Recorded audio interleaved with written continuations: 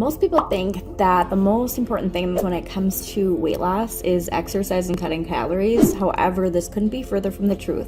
Nutrition is actually one of the most important factors in losing weight and keeping it off. Here's a few reasons why nutrition is so important for weight loss. Number one, it boosts your metabolism. When you eat foods that are high in nutrients, your body has to work harder to digest and process them. This extra work requires energy, which means your body will burn more calories. It helps to reduce hunger and cravings. Try not to focus so much on what you're giving up. Instead, focus on how good you will feel by eating a nutritious diet. Foods that are high in fiber and protein can help to keep you feeling full while helping to reduce cravings. The energy boost you get from eating quality food helps to improve your mood too.